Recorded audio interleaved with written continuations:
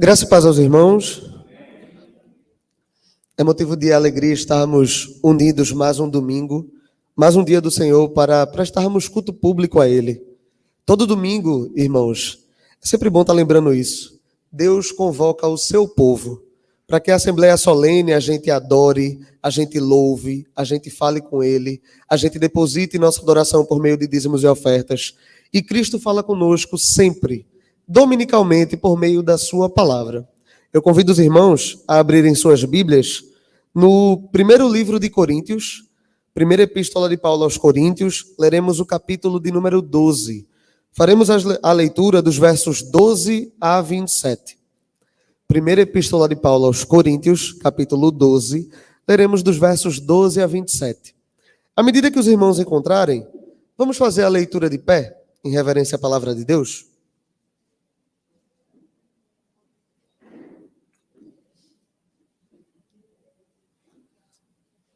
Primeiro livro de Coríntios, capítulo de número 12, leremos dos versos 12 até o verso de número 27.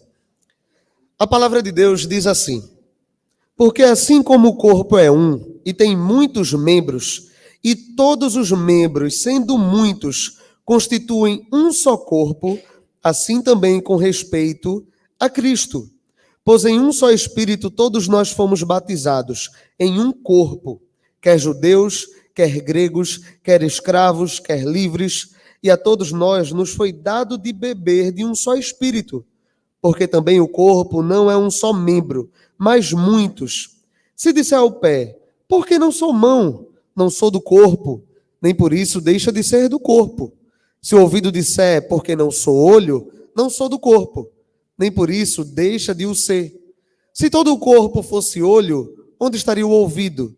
Se todo fosse ouvido, onde o olfato? Mas Deus dispôs os membros, colocando cada um deles no corpo, como lhe aprouve.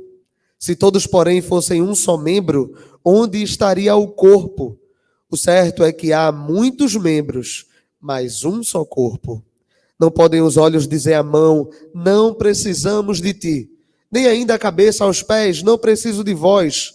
Pelo contrário, os membros do corpo que parecem ser mais fracos são necessários. E os que nos parecem menos dignos no corpo, a estes damos maior honra.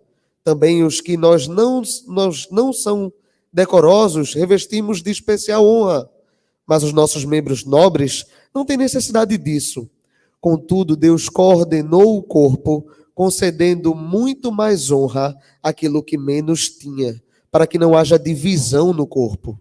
Pelo contrário, cooperem os membros com igual cuidado em favor uns dos outros. De maneira que se um membro sofre, todos sofrem com ele. E se um deles é honrado, com ele todos se regozijam. Ora, vós sois corpo de Cristo e individualmente membros desse corpo. Vamos curvar nossas cabeças e fazer uma breve oração antes de estudarmos a palavra de Deus. Santo Deus, te agradecemos por mais um domingo, Pai. Te agradecemos por mais uma semana que se inicia. E te agradecemos porque na semana que se passou, o Senhor sempre nos manteve da melhor maneira, Pai. O Senhor nos manteve, nos sustentou, nos ajudou em todas as nossas dificuldades. Pai, recebe nosso culto. Te pedimos que receba nossas adorações, receba nossos louvores, nossas ofertas, que receba toda a adoração que aqui te é dada. Senhor, fala conosco por meio da tua palavra. Que nesse momento nossa atenção, nosso coração, nossa mente esteja cativa ao teu evangelho. Que o teu Espírito Santo possa iluminar o nosso coração. Que o nosso entendimento seja aberto para entender aquilo que é da tua vontade. Senhor, que nosso coração seja um terreno fértil, onde a semente do evangelho caia e frutifique. Que nós possamos sair desse culto crentes mais maduros do que nós entramos. Nos ajuda, é o que te pedimos em Cristo Jesus. Amém. Os irmãos podem sentar. Deixe sua Bíblia aberta, que à medida que nós formos falando do texto, a gente vai lendo junto. Sem dúvidas, estamos diante de um texto que é extremamente conhecido, tanto da nossa igreja, como eu diria, da igreja a nível mundial. Todos já ouviram falar dessa semelhança, dessa analogia que Paulo faz da igreja com o corpo de Cristo. Mas, por incrível que pareça, a ideia do que é igreja no mundo atual é extremamente deturpada. Se a gente for falar de maneira mais profunda sobre o tema, todos os conceitos que nós conhecemos são colocados à prova no mundo em que vivemos. O nome disso é relativismo. Vivemos num mundo onde ideias que já são estabelecidas ao longo de anos vêm sendo colocadas à prova. Aquilo que era um pressuposto para todos são colocados de lado. Sempre soubemos que matar uma criança é errado, mas no mundo de hoje, talvez, muitos dirão que é certo, dependendo se a criança está dentro ou fora de um ventre. Nós sempre dissemos e concordamos que governos autoritários são ruins, mas no mundo de hoje, nem sempre isso é verdade. O mundo do relativismo, ele vem colocando em xeque qualquer ideia que foi provada ao longo do tempo. E não a igreja, a ideia de igreja, o conceito de igreja, não fica fora disso. Se você perguntasse para um crente da época de Cristo ou dos apóstolos o que é igreja, ele teria uma resposta muito concreta sobre isso. Mas se você pergunta para as pessoas que estão hoje nos mais diversos cultos dentro do Brasil o que é igreja, você vai achar respostas extremamente divergentes. Você vai olhar para pessoas e vai dizer, o que é igreja? E ele dirá, a igreja é um templo onde a gente se reúne e fala um pouco mais de Deus, procura um crescimento espiritual. Você vai procurar pessoas no mundo e perguntar o que é igreja, e eles vão dizer, a igreja é um conjunto de gente lunática. Pense num bando de gente doida que se reúne, isso aí é igreja. Você olha para alguns irmãos e pergunta, irmão, o que é igreja? E o irmão vai dizer, igreja sou eu sou a igreja. E você sai perguntando e perguntando e perguntando o que é igreja, o que é igreja, o que é igreja, e a sociedade relativista colocou nas nossas mentes que cada um pode dar a resposta que quiser. Só que, se somos cristãos fiéis, nós temos um manual um manual de fé e prática. E esse manual é a Escritura. Quando a gente se pergunta o que é igreja, a gente não deve procurar uma resposta no mundo, mas na Bíblia. O que é que a Bíblia nos ensina sobre a definição de igreja? O que é que nós poderíamos chamar de igreja?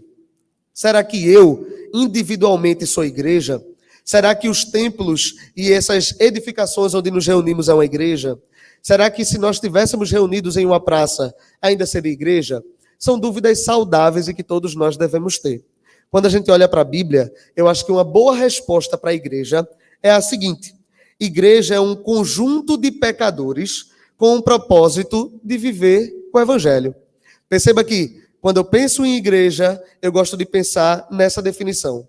Nós temos um conjunto de pessoas que reconhecem que são pecadores, reconhecem que foram tirados dessa escravidão, mas ainda vivem na presença do pecado, mas essas pessoas têm uma finalidade em comum. Quando a gente fala de igreja, a gente fala de um povo que caminha para um fim. E a finalidade foi dada por Deus. Que finalidade é essa? Viver o Evangelho de Cristo. Poderíamos olhar para vários textos na Bíblia e discutir de maneira mais detalhada sobre a ideia de igreja. Mas eu escolhi o texto de 1 Coríntios 12 porque ele vai trazer vários aspectos interessantes para nós debatermos hoje. Vale salientar que Paulo está escrevendo para uma igreja que é extremamente problemática. Diríamos que a carta que é destinada para a igreja mais problemática de todos é a igreja de Coríntios. E Paulo, ao ensinar teologia, ao resolver conflitos, a admoestar, ao aconselhar, ele tira um período, um tempo, um parágrafozinho de sua carta para explicar aos irmãos como é viver a vida de igreja. Se atente para o texto, que dessa perícope lida, iremos tirar alguns pontos do que podemos aplicar no nosso dia a dia. Como é que a gente pode viver uma vida real de igreja, segundo a vontade de Deus? A primeira parte, irmãos, nós encontraremos dos versos 12 até o verso de número 14. Leia comigo, dos versos 12 ao 14. Porque assim como o corpo é um e tem muitos membros, e todos os membros, sendo muitos, constituem um só corpo, assim também com respeito a Cristo. Pois em um só Espírito todos nós fomos batizados, em um só corpo, quer judeu, quer grego, quer escravo, quer livres. E a todos nós foi dado beber de um só Espírito, porque também o corpo não é um só membro, mas muitos. A primeira lição que Paulo está ensinando para aquela igreja é que a igreja ela é um corpo de unidade em meio a distinções. A igreja é um corpo de unidade em meio há distinções. Quando a gente olha para esse povo que aqui se reúne e que se chama igreja, não podemos negar que individualmente existem diferenças entre nós. Paulo ele usa a analogia do corpo, mas ele é enfático em dizer que nesse corpo existem membros que são distintos. Um olho no seu corpo, ele não cumpre o mesmo papel do ouvido, que não cumpre o mesmo papel do seu nariz, que não cumpre o mesmo papel da sua mão. Entretanto, o seu corpo trabalha de maneira concorde e unida. Você não chega numa bifurcação e seu pé direito quer ir para um lado e o pé esquerdo quer ir para o outro. Você não pega a sua mão e direciona um objeto e 2 dedos querem pegar e 3 não querem. O seu corpo, por mais distinto que seja na individualidade de cada membro, é um corpo que trabalha em unidade. Quando a gente olha para a igreja, a gente olha para um conjunto de pessoas diferentes, que às vezes têm opiniões diferentes, têm jeitos de lidar com problemas diferentes, têm famílias diferentes, educações diferentes, mas são pessoas que devem colocar todas essas diferenças de lado por causa de uma finalidade, que é viver o evangelho. E aqui ressalta o contexto da carta. A igreja de Coríntios é extremamente problemática. Se você lê a carta do começo, a carta já começa Paulo reclamando com a igreja porque existia briga partidária dentro da igreja. Alguns irmãos diziam, eu sou discípulo de Paulo. Outros diziam, eu sou discípulo de Apolo. Outros diziam, eu não sigo homem nenhum, eu sou discípulo de Cristo. E a igreja era rachada por causa disso. Mas não era só isso. Dentro da igreja existia briga a ponto de Paulo dizer que os irmãos estavam levando os outros para o tribunal. Gente, tu me prestou R$50 e não está me pagando, eu vou te levar para o tribunal e te processar nas pequenas causas. Era isso que acontecia na igreja de Corinto. Os irmãos brigavam por causa de questões jurídicas, os irmãos brigavam por questões teológicas, os irmãos brigavam até por causa do dom de Deus. Deus distribui dons à igreja e os irmãos brigavam por causa dos dons que a igreja tinha. Os irmãos brigavam por tudo. Pense numa igreja difícil, era a igreja de Corinto. E Paulo está olhando para aqueles irmãos e está dizendo assim, ó, a igreja deve ser um corpo, com muitos membros diferentes, mas um só corpo. Um corpo uno, um corpo que tem uma finalidade única, um corpo que partilha de um propósito. Deixemos as diferenças de lado por causa desse propósito. Perceba que, independente de funções, de opiniões, de tudo, Paulo adverte aos irmãos que deixem as picuinhas de lado e caminhem em unidade. Aí vocês perguntam, mas João, essa nossa unidade deve ser baseada no quê? Se eu olho para Ranieri e eu discordo dele em vários aspectos, aonde que a nossa unidade vai estar firmada? E Paulo usa um argumento muito bom. Olhe no começo do verso, no final do verso 12, já no começo do 13. O 13 inicia assim. Pois, por que nós somos um só corpo? O verso 13 ele vai explicar. Pois, em um só Espírito, todos nós fomos batizados em um corpo. Seja judeu, seja grego, seja escravo, seja livre. A todos nós foi dado beber do mesmo Espírito. Por que a igreja deve ser um corpo de unidade? Porque a igreja, nós, pessoas que éramos pecadoras, fomos inseridos no corpo por meio do mesmo Espírito. O Espírito que batizou Priscila é o Espírito que batizou Dani, que é o mesmo que batizou Júnior, que é o mesmo que batizou Cauã. O mesmo Espírito nos inseriu nesse corpo.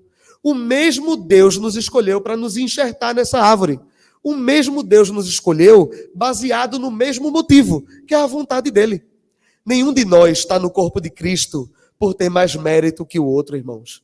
Nenhum de nós é mais merecedor da salvação, porque nenhum de nós merece nada que nos foi dado por Deus.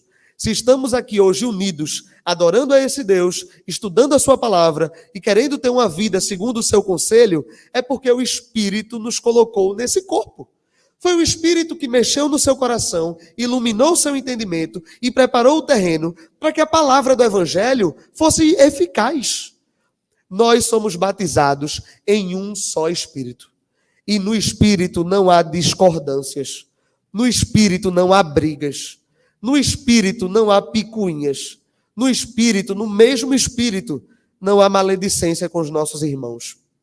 Se fomos batizados no mesmo Espírito, se nos foi dado de beber do mesmo Espírito, por que queremos caminhar por caminhos tão distintos? Por que faríamos isso?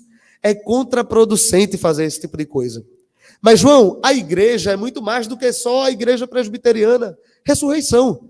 A igreja também se encontra em outras denominações. E nós temos discordâncias com várias denominações. Mas, irmãos, quando falamos de igreja de Cristo, a igreja é muito mais do que placas que a gente coloca na frente de nossos templos. Agostinho de Hipona, ele tem uma citação que é extremamente relevante. Agostinho vai dizer que naquilo que é essencial à nossa fé, nós devemos ter unidade. Irmãos, todos nós cremos que Deus é triuno, todos cremos que devemos ser batizados em nome do Pai, do Filho e do Espírito Santo, todos cremos que a salvação é só pela fé, todos cremos que Cristo é Deus e homem, todos cremos nisso. O que é central à nossa fé, deve haver unidade. Nisso não há discordância. Ninguém pode se dizer cristão dizendo que Jesus não tinha uma natureza humana. Nisso não há discordância. Ninguém pode ser cristão dizendo que Jesus não ressuscitou. Nisso não há discordância. Agostinho dizia que no essencial deve haver unidade. Naquilo que existe dúvida, deve haver liberdade. Devemos ser humanos para entender que nem tudo na Bíblia está extremamente claro. O batismo deve ser feito com pouca ou com muita água. A certeza é que é com água. Se você quer colocar pouca ou muita, liberdade. Um irmão que batiza com muita ou com pouca água não deixa de ser meu irmão. Por isso, no essencial, unidade. Naquilo que é duvidoso, liberdade. Mas acima de todas as coisas, Agostinho diz que devemos ter amor pelo nosso próximo. Se às vezes o irmão tem uma discordância e você acha que ele está meio errado, repreenda-o, aconselhe, faça o que for necessário, em amor. O primeiro ponto, irmãos, é que todos, mesmo sendo membros, constituímos um só corpo. A igreja é uma unidade em meio a diversas pessoas distintas. Lembre disso. Vemos isso dos versos 12 a 14. Segundo ponto, dos versos 15 a 20.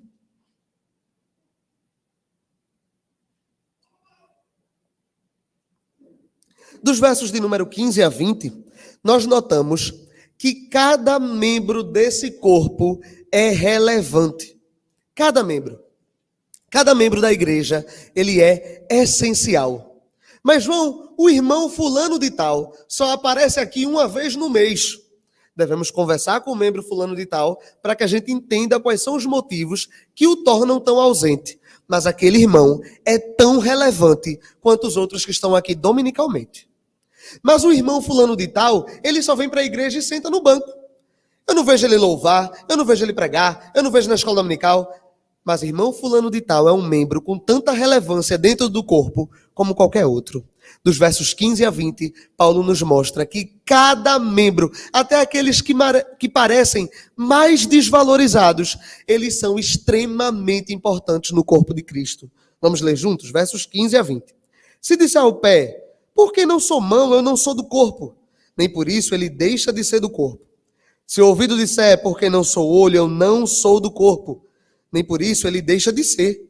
Se todo o corpo fosse olho, onde estaria o ouvido? Se todo fosse ouvido, onde estaria o olfato?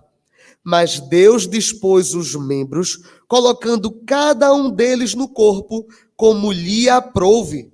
Se todos, porém, fossem um só membro, onde estaria o corpo? O certo é que há muitos membros, mas um só corpo. Perceba que a diferença de habilidades, de funções, de dons, ela é extremamente importante para o crescimento da igreja. Se todos na igreja tivessem habilidades musicais e ninguém tivesse uma habilidade didática de ensino, como sobreviveriam as aulas? Se, por outro lado, todos fossem os professores mais didáticos e extremamente desafinados como eu, como ficaria o louvor da igreja? Se todos nós fôssemos perfeitos evangelistas, mas ninguém soubesse preparar uma aula para uma criança, como nossa igreja ia prosseguir? Se todos nós tivéssemos habilidades técnicas de áudio, de iluminação, de transmissão, de streaming, e as outras funções? Irmãos, a igreja subsiste, a igreja ela sobrevive na diversidade de funções e de habilidades. Quando eu leio esse texto, eu lembro de uma vez que eu estava fazendo um curso e o palestrante que estava ministrando aquele curso, ele falou de uma fábula que eu acho que é de conhecimento de muita gente. É a fábula da carpintaria. Essa fábula é extremamente famosa, extremamente famosa. Mas eu escutei pela primeira vez faz pouco tempo até. Quando eu escutei, eu disse, essa fábula é extremamente interessante. A fábula da carpintaria diz que certa feita, os instrumentos de oficina se juntaram na carpintaria para fazer uma reunião. Quando fizeram essa reunião, o martelo tomou a frente e ele disse, eu vou presidir a reunião. Quando ele disse que ia presidir, todos olharam para ele e disseram, claro que não. Você é o mais duro entre nós e vive batendo nos outros. O martelo disse, ok, eu deixo a minha posição, mas se eu sair, a lixa vai comigo. Ela é áspera, ela sai serrando em todo mundo. Ela é áspera, ela é grossa no trato com as pessoas. Então a lixa vai embora comigo. A lixa diz, eu saio, eu vou, mas o parafuso vai junto.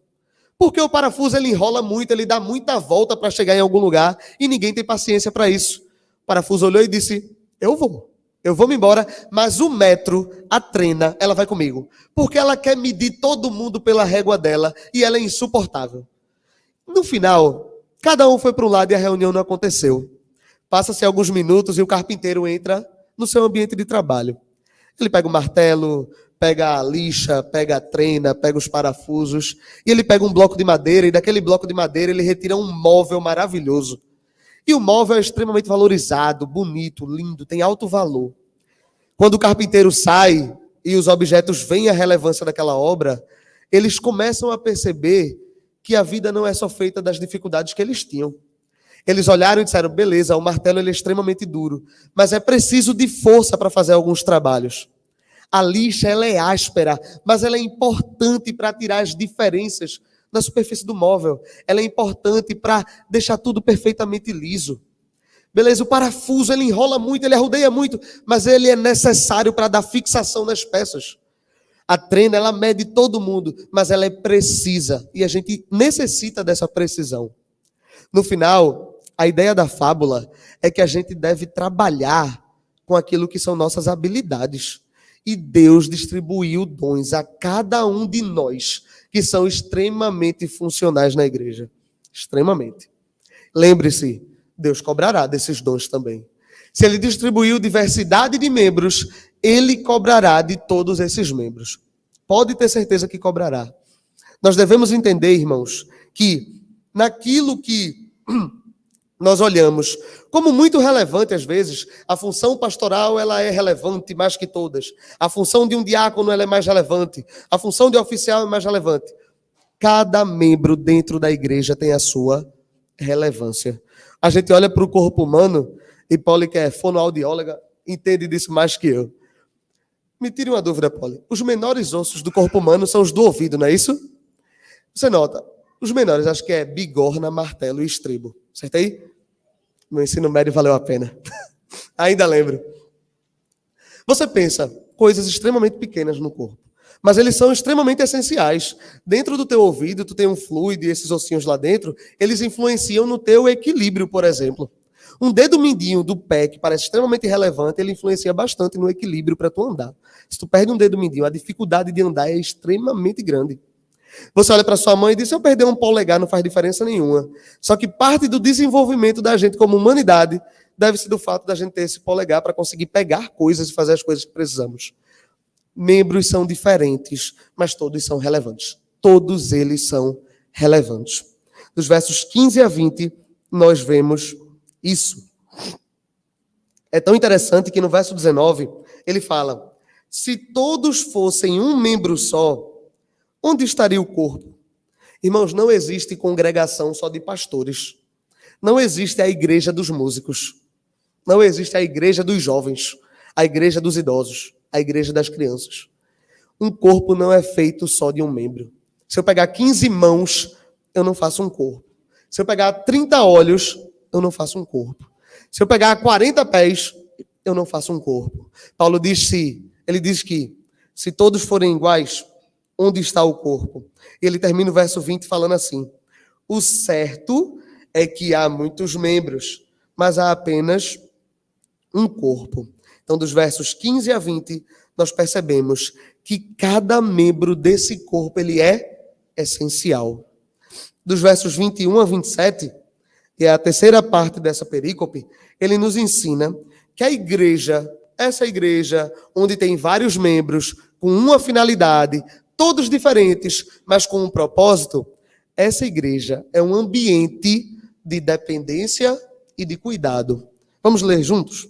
Do verso de número 21 até o número 27.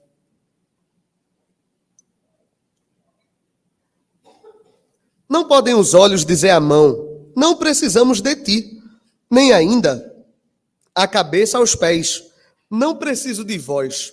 Pelo contrário, os membros do corpo que parecem ser mais fracos são necessários. E o que nos parecem menos dignos, a estes damos muito maior honra. Também os que em nós não são decorosos, revestimos de especial honra. Mas os nossos membros nobres não têm necessidade disso. Contudo, Deus coordenou o corpo, concedendo muito mais honra àquilo que menos tinha, para que não haja divisão no corpo. Pelo contrário, cooperem os membros com igual cuidado, um em favor dos outros, de maneira que se um membro sofre, todos sofrem com ele. E se um deles é honrado, com ele todos se regozijam. Verso 21 diz, não podem os olhos dizer à mão, não precisamos de ti. Nós, como membros de uma igreja, não podemos olhar para o irmão ao nosso lado e achar que nossa vida independe dele. Irmãos, quando a gente entrou nessa, quando a gente entrou dentro dessa caminhada cristã, quando Cristo nos chamou, a gente tem que entender que a nossa vida, nós desfrutamos de muita coisa, mas independência não é uma dessas coisas. Independência é rebelião. Independência contra Deus, independência do meu próximo, rebelião. É espírito de rebelião. Dentro da igreja, eu dependo de cada um de vocês. Assim como cada um de vocês também deve depender de mim. E todos nós juntos dependemos um do outro. Eu dependo do bem-estar da irmã Ana para que eu possa cultuar bem. Como é que eu vou cultuar o meu Deus bem, sabendo, por exemplo, que Júnior está passando uma dificuldade, ou que Lídia está passando por uma dificuldade na sua casa, ou que Aldemir está passando por um momento de tristeza? Se Aldemir chora, eu choro também. Se ele está mal, eu estou mal também. Eu não posso olhar para Aldemir e dizer, Aldemir, eu não preciso de você. Eu não posso olhar para Daniela e dizer, Dani, as suas funções aqui na igreja não são necessárias para mim e eu não necessito de você. Não podemos fazer isso. Assim como no seu corpo, um membro não olha para o outro e diz que não é necessário. Irmãos, imagina que eu estou com sede e tem um monte de copos d'água na minha frente. Para eu ver esses copos, foi necessário eu ter olhos para isso. Mas, eu tenho meus olhos, mas se eu quiser pegar esses copos, eu dependo da minha mão. Mas para chegar lá, depende dos meus pés. E meus pés não andam sozinhos, né? Eu preciso de um conjunto de musculatura, articulação, ossos, para que eu consiga chegar lá. Mas, se a minha boca não colocar comida para dentro e o meu sisteminha não metabolizar isso, eu não tenho energia para fazer nada disso. Eu não posso olhar para nada no meu corpo e dizer que eu não preciso disso. Sabe quando a gente percebe essas coisas? Eu sempre fico pensando isso. Você está vivendo a sua vida saudável, feliz, até que você machuca uma besteira. Machuquei o meu dedo mindinho. Estou com uma dor no meu dente lá atrás. A vida da gente vira um inferno. Você nem percebia o quanto aquilo fazia diferença até você sentir aquela dor e ver o quanto ela incomoda. Pessoas, irmãos, servos de Deus, aqueles que nos assistem, que estão aqui, saibam que cada membro da igreja, ele é necessário para a sua vida, para o seu bem-estar. Às vezes a gente vive como se o nosso irmão não pudesse acrescentar nada às nossas vidas. Só que pode. Às vezes você está fechando as portas para que os dons daquele irmão lhe abençoem. E podem abençoar. Quantos conselhos bons eu recebi de vários irmãos que às vezes a gente nem imaginava. Você senta para conversar com o irmão e recebe daquele irmão um conselho, um cuidado, um aconselhamento, um abraço numa hora de dificuldade, que você nem imaginava que fosse vir. Mas vem, porque somos membros de um só corpo. Nós não podemos olhar para os irmãos ao nosso lado e dizer que nós não dependemos deles, porque dependemos. Se um irmão sofre, todos sofrem. Se um é honrado, todos se alegram juntos. Além disso, não é só dependência, é dependência e cuidado. Cuidado. Assim como um membro cuida do outro, se o meu pé se machuca, minhas mãos farão um curativo nesse pé. Assim como um membro depende e ajuda no cuidado do outro, assim nós, como membros do corpo de Cristo, devemos cuidar uns dos outros. Eu devo cuidar do bem-estar dos meus irmãos. Vocês devem cuidar do bem-estar dos seus irmãos. Qual foi a última vez que a gente sentou com algum irmão e perguntou como ele estava? Mas não é perguntar aquela pergunta educação. Boa noite, irmão. Tudo bem? Tudo. Amém. Vida que segue. Quantas vezes você sentou e perguntou, irmão, tá tudo bem mesmo? Como é que tá a casa? Tá tudo certo? Tá passando por dificuldade? A família tá bem? Tá conseguindo caminhar? Tá precisando de alguma ajuda? Quantas vezes a gente fez isso? Irmãos, eu garanto para vocês que você pode olhar para o lado e ver várias pessoas que são seus amigos, seus conhecidos. Você não sabe as dificuldades que cada um de nós passa. Às vezes você olha para o pastor da igreja. Você diz, o pastor está bem, é o pastor da igreja. Eu vejo ele domingo após domingo, pregando, ensinando, aconselhando. Mas ele sabe as dificuldades que passa. A irmã Ana, que é a esposa dele, sabe. Quantas vezes você sentou e perguntou a ele se ele estava bem e tentou auxiliá-lo nas dificuldades dele? Quantas vezes a gente quis se tornar participante da dificuldade do outro, ou a gente só finge que a dificuldade do outro não existe e seguimos na nossa vida egoísta e hedonista? É o que a gente faz, é o que nós fazemos, porque é mais fácil. É mais fácil eu ver que meu irmão está com necessidade e eu seguir a minha vida como se nada estivesse acontecendo. É mais fácil. Eu já tenho os problemas da minha vida, para que eu vou me preocupar com a do outro? Mas isso não é ser igreja. Isso não é ser igreja. Ser igreja não é ser um membro solitário, cuidando de si mesmo, sem olhar para as pessoas ao redor. Não é isso. Por mais que muitos achem que é. Quando você escuta as pessoas dizendo que eu sou a igreja. Irmão, a parede não é a igreja, não. A igreja sou eu. Isso é uma ideia maligna, proveniente de Satanás. Você não é igreja. Do mesmo jeito que uma mão não é um corpo. Você faz parte de um corpo que unidos chamamos de igreja. Você não é a igreja. Você sozinho não é a igreja. Jesus não vem buscar a igreja que é só você. Você não pode cultuar sozinho na sua casa, dizendo que você é a igreja e ali você está cultuando. Não é desse jeito. Não é desse jeito. Para a gente encerrar o tema que vimos conversando, nesse texto, Paulo nos traz 3 afirmações e 3 verdades que são muito relevantes. Primeiro, a igreja é um corpo de unidade em meio a distinções. Por mais que sejamos diferentes, devemos trabalhar em união, com uma finalidade. Qual é a finalidade? Viver o evangelho de Cristo.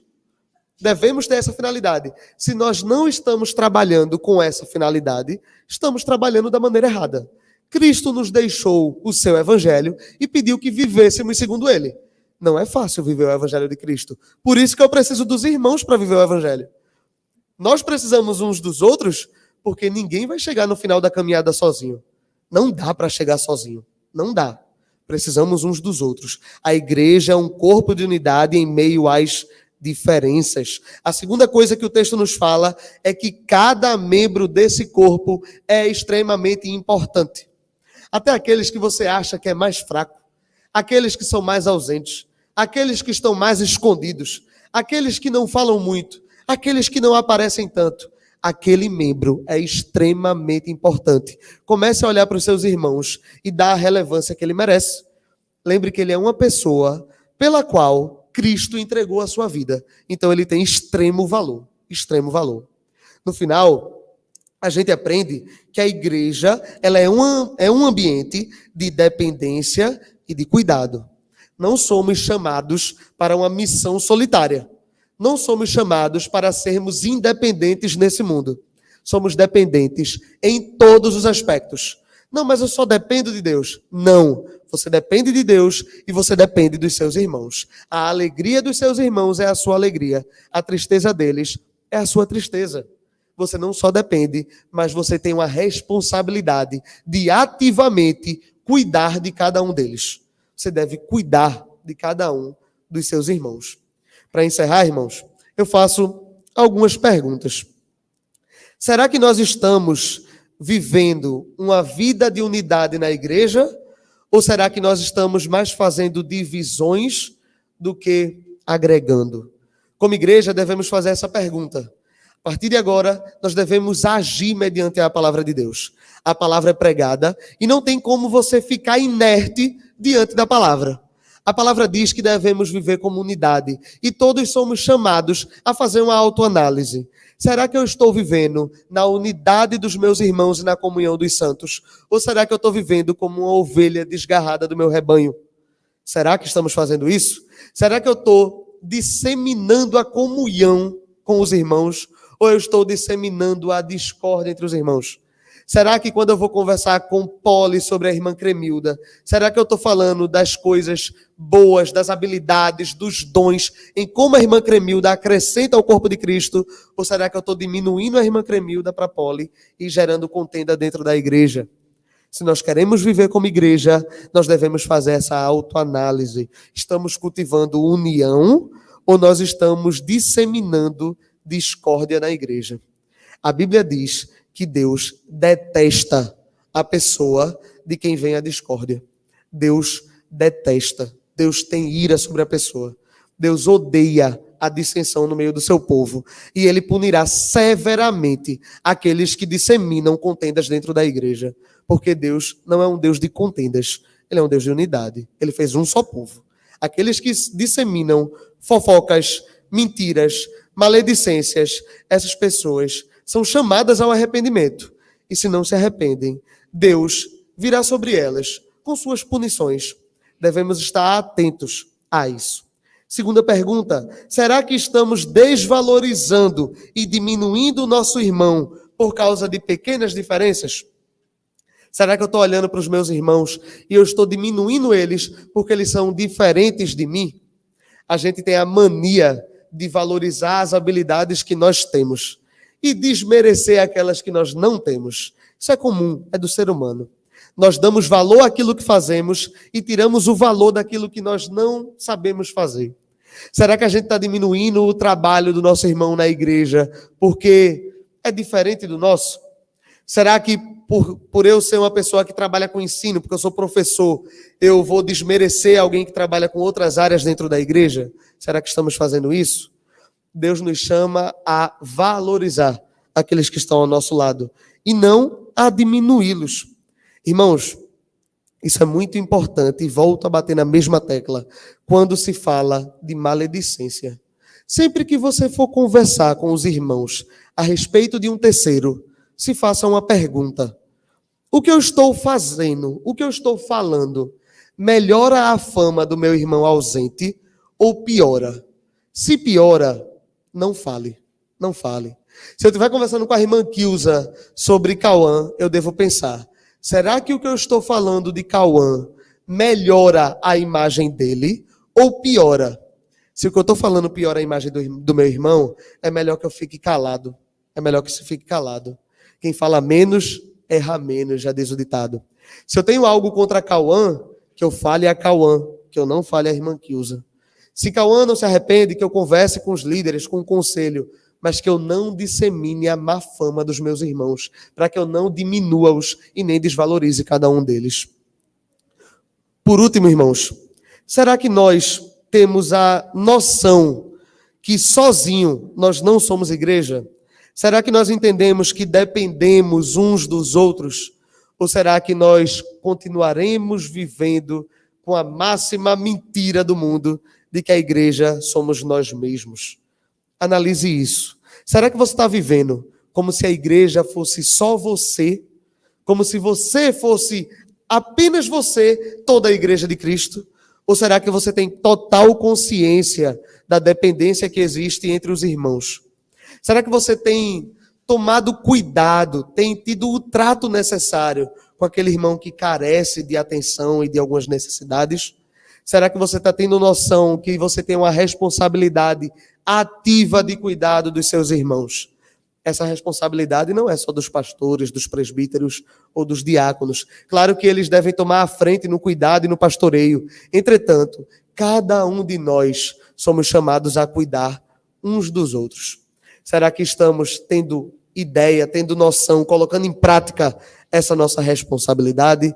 Ou será que nós temos negligenciado a ordem de Cristo para nós? Se nós temos negligenciado, esse é o momento de convertermos os nossos caminhos. Se nós estivermos andando por caminhos que não condizem com a vontade de Deus, Cristo nos chama ao arrependimento. Domingo após domingo, sermão após sermão, a cada oração que você faz, a cada culto doméstico, a cada devocional, Cristo nos chama ao arrependimento dos nossos maus caminhos. A gente sabe que nele existe perdão para os nossos pecados. A gente sabe que por meio dele recebemos o Consolador. A gente sabe que por causa do Espírito Santo nós podemos andar em caminhos melhores. Nós sabemos que a nossa santificação depende da presença do Espírito. Mas ele pede que nós nos arrependamos daquilo que nós falhamos. Que nós possamos fazer uma autoanálise. E se de fato estivermos deixando a desejar, que a gente consiga colocar isso diante de Deus e pedir para que Ele nos auxilie nessa nova jornada.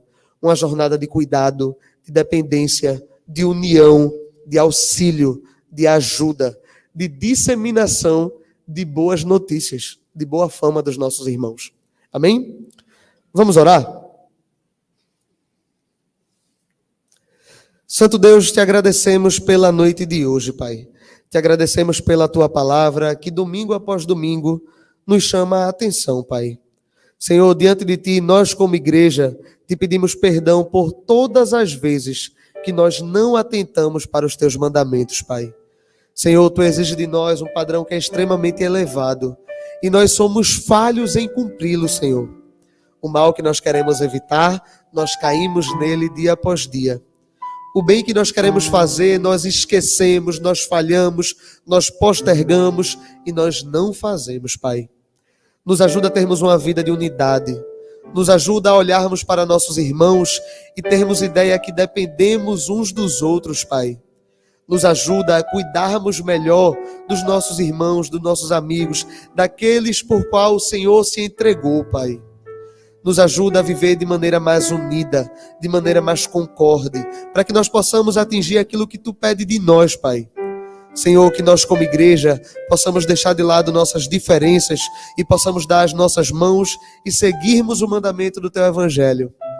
Nos ajuda a sermos uma comunidade mais engajada, mais relevante, mais cheia do teu Espírito Santo, Pai. Perdoa as nossas falhas